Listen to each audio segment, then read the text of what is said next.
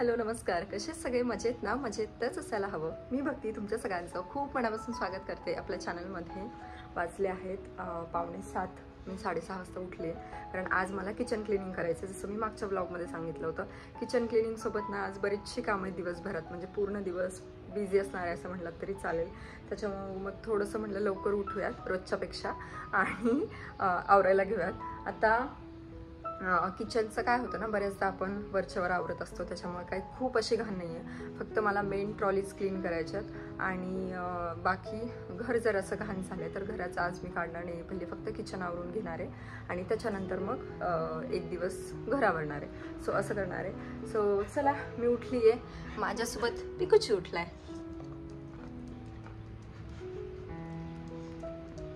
घरातला पहिला माणूस जेव्हा उठतो ना तेव्हा हा पण उठतो.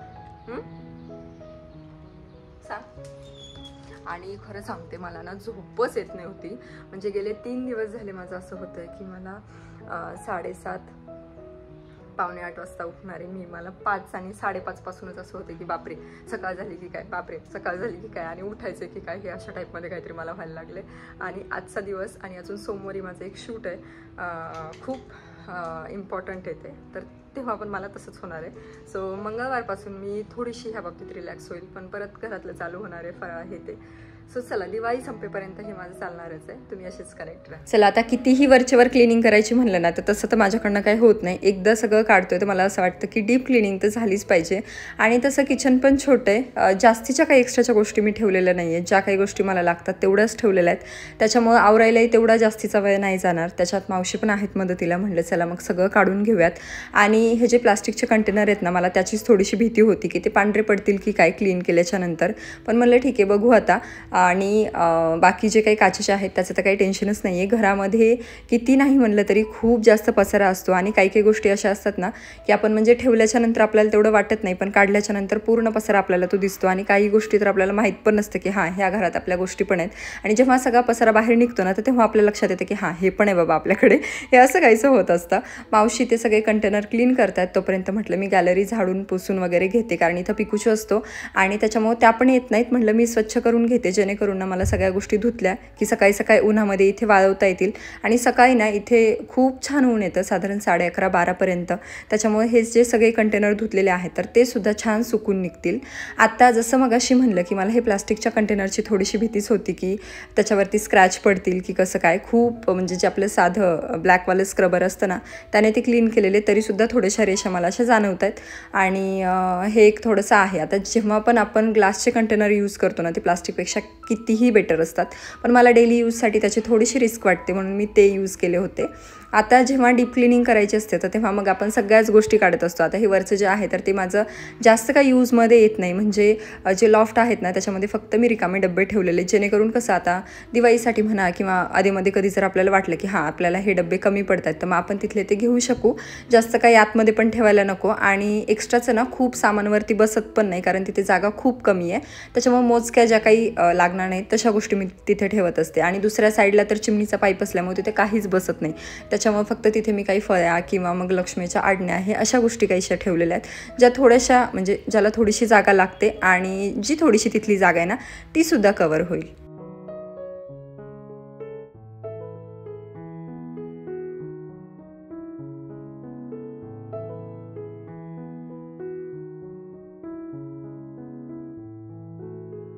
आता इथे आल्यापासून ना मी किचनची अशी डीप क्लिनिंग काही केलेली नाही आहे, कारण नवीनच किचन होतं. आणि त्याच्यानंतर ना आता साधारण 2-2.5 महिन्यानंतर मी हे सगळं काढायला घेतले. म्हणजे ट्रॉलीज वरचेवर तर क्लीन होतच असतात, पण डीप क्लिनिंग अशी काही होत नाही. म्हणून आज हे सगळ्या ट्रॉलीज मी त्यांच्याकडून काढून घेतल्या आणि त्याच्यानंतर क्लिनिंग करायला घेतली.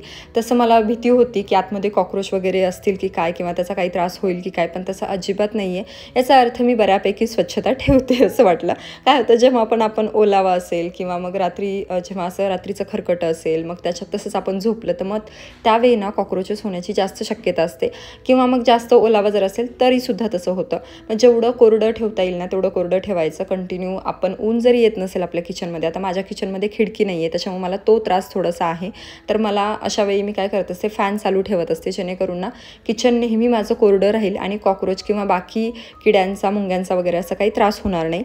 सगळं किचन ट्रॉलीज वगैरे क्लीन करून घेतल्या. तोपर्यंत हे सगळे भांडे पण जे आहेत कंटेनर ते सुद्धा सुकलेले होते, तरीसुद्धा एकदा ते पुसून घेतले आणि ज्या काही डेली यूजला लागतात तर तशा मी त्या प्लास्टिकच्या कंटेनरमध्ये आणि ज्या मी कधीतरी गोष्टी यूज करते त्या ग्लासच्या कंटेनरमध्ये ठेवल्यात. आता बऱ्याच वेळेला मला ना अशा कमेंट्स येत असतात की हे ग्लासचे कंटेनर तू कुठून घेतलेले आहेत एक्झॅक्टली.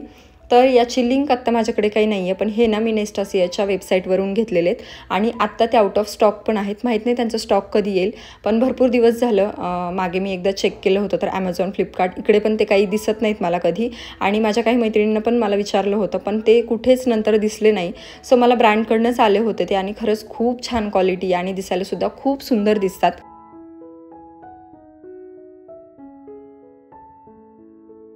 आता मला ना पहिले खूप सवय होती की किचन ओटा आणि बाकी सगळ्या गोष्टींना पूर्ण स्क्रबरने अशा घासून घ्यायच्या, पण इथे आल्यापासून ते खूप कमी झाले कारण चिमणीमुळे ना तेवढं तेलकटपणा चिकटपणा होत नाही. पण गॅसवरती खूप खराब होतं कारण बऱ्याच वेळेला दूध उतू जाणं असेल किंवा थोडंसं लक्ष नसलं त्याच टायमिंगला चहा उतू जाणं असेल, ह्या अशा सगळ्या गोष्टी होत असतात. आता मी ना ते ह्या स्प्रेनेच क्लीन करते जेणेकरून मला खूप सोपं जातं. आणि स्प्रे नसेल तर तुम्ही विनेगर, सोडा आणि सोबतच लिंबाचा वापरसुद्धा करू शकता. थोडंसं स्प्रे करायचं किंवा आपलं जे विम जेल असतं ना ते थोडं स्प्रे करायचं, एक 10 मिनटं ठेवायचं, त्याने सुद्धा बऱ्यापैकी डाग निघतात. आता इथे किचनचे बर्नरसुद्धा बघा गॅसचे खूप छान क्लीन झालेले आहेत आणि सिंक जे आहे तर ते सिंकसाठी सुद्धा मी तो स्प्रे यूज करत असते. कुठला स्पेसिफिक ब्रँडचा नाही आहे, पण तुम्ही कुठल्याही ब्रँडचा जर यूज केला तरीसुद्धा एकदम सिंकचे नळ असतील किंवा गॅस असेल त्याने एकदम स्वच्छ निघतो.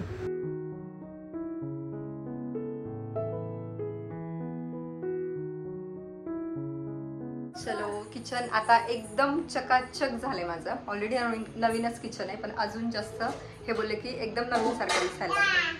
तर मी इथे दाखवते तुम्हाला. हे बघा, हे पूर्ण धुवून स्वच्छ करून सुकवून घेतलंय. हे आपण पूर्ण धुतलंय.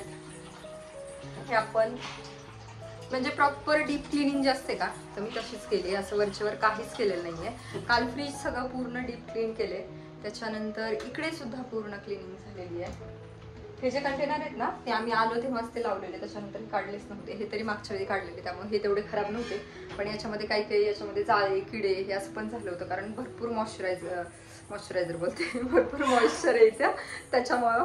आणि आता ते स्वच्छ केले, कडक उन्हामध्ये वाळवलेत आणि आता पाऊस पण नाही येते तेवढा, त्याच्यामुळे तो पण त्रास काय होणार नाही. बाकी ट्रॉलीज पण दाखवते. खाली तर मी कसंही काहीही कोसलं होतं ते सगळं काढले. आता इथेही फक्त लिमिटेड गोष्टी ठेवल्यात. इकडे हे कंटेनर्स आहेत, हे पण पूर्ण ट्रॉलीज पण क्लीन केल्यात.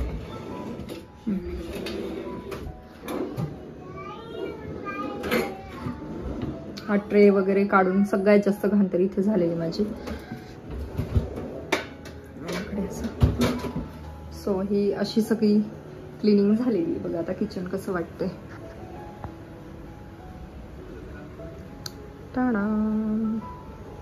असं सगळं झालंय. आज अजिबात थकवा आला नाहीये. एवढं फ्रेश मूडने आम्ही काम केलं ना सकाळी सकाळी. काय होतं एकटी असून आता माझून थकवा येतो. आता मागच्या वेळी मी फक्त हे एवढं आणि बाकी खालची साफसफाई केलेली तर मला 2 वाजले होते. आता आज आमचं 10:30 पर्यंत सगळं झालंय आणि त्याच्यानंतर मग आता नाश्त्याची वगैरे ही सगळी तयारी, म्हणजे हे नाश्ता बाहेरूनच आणतो बोलले तर ते सगळं. तर दोघी कोणी असलं सोबत कोणी असलं तर एवढा थकवा पण येत नाही. आज एकदम छान फ्रेश मूडने आणि सगळ्या गोष्टी एकदम चकाचक झाल्या. असं काहीही आम्ही कानाकोपरा किचनमधला ठेवलेला नाहीये. फक्त फॅन तेवढा क्लीन करायचा राहिला तर ते म्हटलं बाकी जेव्हा मला घर आवरायचं तेव्हा करूयात. चलो निघालोय फायनली डीमार्टमध्ये जाण्यासाठी. 2 वाजलेत आम्हाला निघेपर्यंत कारण मनूला पोलिओचा डोस द्यायला नेलं होतं, पण तिला सर्दी असल्यामुळे तिला तो काही दिलंच नाही आणि त्याच्यामध्येच बराचसा वेळ गेला. आता तिला थोडंसं खाऊन हे आता तिला झोप पण आलेली मेन म्हणजे झोपीतून उठून तिला जबरदस्तीने कपडे घालून आम्ही आणले. झोपीतून उठून म्हणजे झोपायचं होतं तिला, झोपली नव्हती पण तसंच घेऊन आलोय. आणि काल कुठे लागलं होतं बेटू तुला? मी इथं टेंगू आले. खूप पडलेली काल ती सोफ्याच्या तिथे, सांगितलं ना मावशीमध्ये. आता मावशींना इथून घेऊ आणि मावशींना घेऊन मग जाऊ डीमार्ट मध्ये. दिसली बघ आता दिसली बघ. त्या गेल्या नाहीत पहिल्यांदा, तर म्हटलं चला आमच्या सोबतच तुम्हाला काय घ्यायचं ते घ्या असं आणि मग जाऊ. आणि आता तिची मैत्रीण दिसली तर तिला किती आनंद झाला बघ. आता आली का तू? चलो किती आनंद झाला बापरे. कोण आलं म्हणू? मधु दीदी आली. दादा आली. अच्छा दादा म्हणून हसत आलं.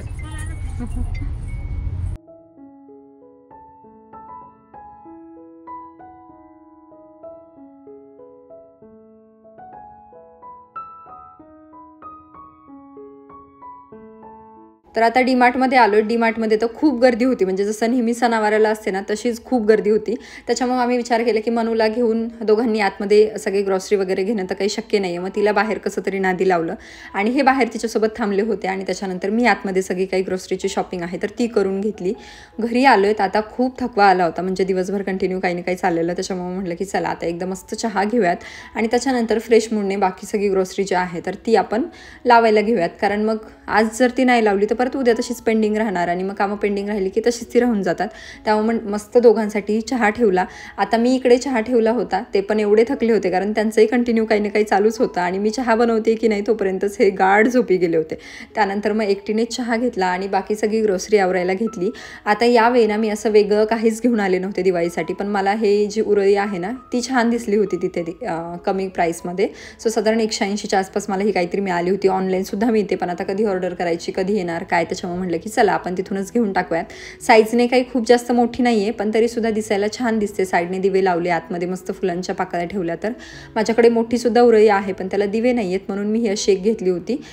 दाखवते डेकोरेट केल्याच्यानंतर कशी दिसते काय ते. बाकी जो आपला नेहमीचा किराणा असतो ते, उठणं, नेहमीची आपली ठरलेली दिवाळीची मोती साबण, हे एवढंच घेऊन आले होते आणि सगळं आता मी ग्रोसरी इथे लावायला घेतलेली. आता जे काही मला डब्यांमध्ये ठेवायचं होतं ते तिकडे ठेवायला घेतलं आणि एक्स्ट्राच्या ज्या गोष्टी आहेत ना तर ते मी इथे डीमार्टमधूनच एक बॉक्स घेऊन आलेली आहे, त्याच्यामध्ये ठेवत असते. नॉर्मल छोटा मोठा एक्स्ट्राचा जो किराणा असतो ना तर तो त्याच्यामध्ये आरामात बसून जातो आणि बाकी ज्या काही लागणाऱ्या गोष्टी आहेत तर ते लगेचच मी कंटेनरमध्ये काढून घेतल्या.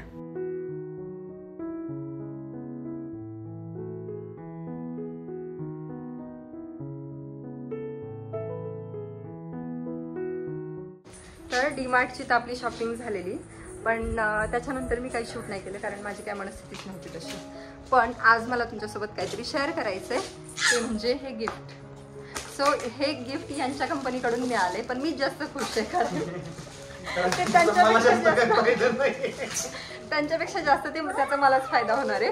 आणि मी एकदा म्हणले होतं की यार दरवेळी तुमची कंपनी नाही का चांदीचं नाणं, सोन्याचं नाणं, चॉकलेट्स वगैरे असं काय काय देत असते, पण कधीतरी बायकांना पण खुश केलं पाहिजे, काहीतरी अशी वस्तू दिली पाहिजे जी किचनमध्ये यूजमध्ये येईल. तर तीच एक गोष्ट आहे, कुठली ती दाखवते. कसे म्हणे हे बघितलं का, जेव्हा मनूचा आवाज निघत नव्हता ना तेव्हा मनू अशी बोलायची ना, मनू. आणि तू काय एवढी खुश आहेस? वाव येते, वाव, अच्छा, वाव वाव आणि यमी. आजकाल आमचं खूप आहे. चलो, काय आहे ते? हे काय मनू? सोड एक मिनिट, सोड सोड सोड, करा ना पटकन.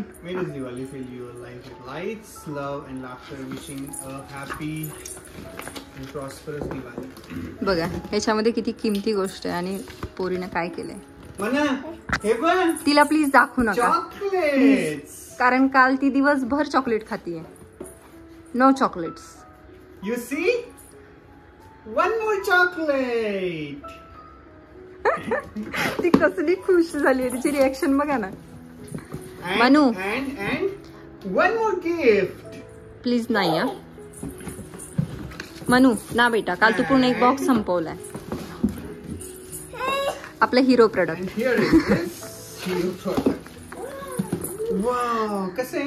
सो इकडे आहे एअर फ्रायर, जे मला खूप दिवसांपासून घ्यायचं होतं पण मला त्याच्यासाठी काही पैसे सुटत नव्हते आणि जे की मला मिळालेले यांच्यामुळे. बरं, तर हे आहे एअर फ्रायर. हे मला आता किती यूजमध्ये येईल माहीत नाही, पण सध्या तरी मी भरपूर खुश आहे. सो असं आहे काहीतरी. मला बघावं लागेल कसं यूज करायचं पहिले. हे यूजर मॅन्युअल आहे, हे पण ठेव. सो यांच्या कंपनीकडून माझीच दिवाळी ह्यावेळी झाली. हे माहित नाही किती खुश आहेत की काय, पण मी खुश आहे. ज्या दिवशी मला कळलं ना की एअर फ्रायर येणार आहे तेव्हाच मी खुश झालेले की चला आपल्यासाठी काहीतरी गोष्ट आता येणार आहे त्याच्यामुळे. आणि अजून एक काहीतरी आहे, सिल्वर कॉइन. दाखव मनू, असं दाखव व्हिडिओ मध्ये. छान आहे. कसं आहे? असले माझ्याकडे. चला आता ना अजून एक गोष्ट, त्या दिवशी मी शॉर्टमध्ये तुमच्यासोबत शेअर केलं होतं की एक मशीन आहे ही वाली, तर ह्याच्यामध्ये पूर्ण जेवण बनतं. आता त्याचा रिव्ह्यू मी तुमच्यासोबत शेअर करीन असं म्हणलेलं तुम्हाला. तर ह्याचा रिव्ह्यू म्हणजे आज मी त्याच्यामध्ये पावभाजी बनवणार आहे. ही मला प्रमोशनसाठी आलेली आहे, व्हिडिओ बनवून ती मला वापससुद्धा द्यायची आहे. सो शॉर्ट लवकरच तुमच्यासोबत मी शेअर करेल कशी होती आहे काय पावभाजी. आणि आज आमचा तो फर्स्ट ट्रायल असणार आहे पावभाजीचा. म्हटलं करून बघाय. त्याच्यामध्ये बाकी भरपूर सगळ्या गोष्टी होतात, म्हणजे आपल्या ज्या काही भाज्या असतील त्या. किती 700+ रेसिपी आहेत ना याच्यामध्ये. 700+ रेसिपीज आहेत. सो हे सगळं होणार आहे. काल म्हणून एक कारनामा केला आहे, तो म्हणजे याच्यावरती एक डिस्क होती की भाज्या वगैरे मेजर करायच्या, डायरेक्ट ह्याच्यामध्ये टाकायच्या आणि त्या कट पण होणार, शिजणार पण, आणि पूर्ण भाजी रेडी होऊनच आपण नंतर सर्व करू शकतो अशा टाईपमध्ये. पोरीने इथे जी ग्लासची हे होती ना डिस्क, तर तीच फोडून टाकली. सो असं झालेलं म्हणून काल काही व्हिडिओ शूट नाही करता आला, पण आज मी नक्की करणार आहे. लवकरच तुमच्यासोबत शेअर करते. चला आता मी पावभाजी बनवते आणि त्याच्यानंतर दाखवते रिझल्ट कसा आलाय. तर आम्ही ना एक्सायटेड तर आहोतच हे सगळं करण्यासाठी, पण मला तशी भीती पण वाटते नाही का. मध्येच एकदम जावा झाला का. कटिंग तर कसलं खतरनाक आहे याचं, म्हणजे सेकंदात कसला कांदा त्यांनी कट केला माहितीये. आणि ह्या सगळ्या भाज्या ना एवढ्या मोठ्या कट करून, म्हणजे कांद्याचे 2 पीसेस किंवा 4 पीसेस टाकले तरी पण एकदम फाईन चॉप होतं. म्हणजे कटिंग पासून पूर्ण भाजी होईपर्यंत हे सगळ्याच गोष्टी करतात. सो आमची फर्स्ट टाइम आहे, त्यामुळे जरा मला असं काय वाटायला लागलं की ते थोडंसं खारट होईल. मला पण वाटतं है ना, कारण बटर पण आहे. नाही पण बऱ्याच भाज्या आहेत ना ग त्याच्यात, त्याच्यामुळे तेवढं मीठ लागू शकतं. बघूयात कसं होतं काय.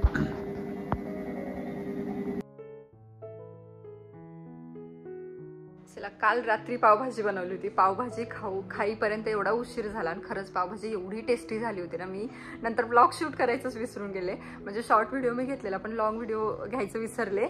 आणि शॉर्ट व्हिडिओसुद्धा मी अपलोड केलेला आहे आता. तर बऱ्याच जणांच्या कमेंट्स होत्या की नाही हातापेक्षा जास्त चौकशालाच असू शकत नाही.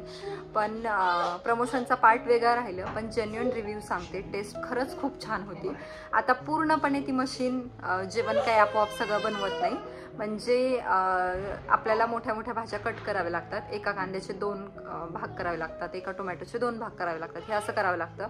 मशीन जसं सांगेल त्या पद्धतीने आपल्याला स्टेप्स फॉलो करावे लागतात. म्हणजे पूर्णपणे काही मशीनच सगळं करत नाही. पण खरंच भाजी छान झालेली, म्हणून म्हटलं तुमच्यासोबत हा रिव्ह्यू शेअर करावा. आणि आजचा हा व्लॉग मी इथे सेंड करते. तुम्हाला कसा वाटला हे मला नक्की कमेंट करून सांगा. भेटू पुढच्या एका छानशा व्हिडिओसही. तोपर्यंत बाय.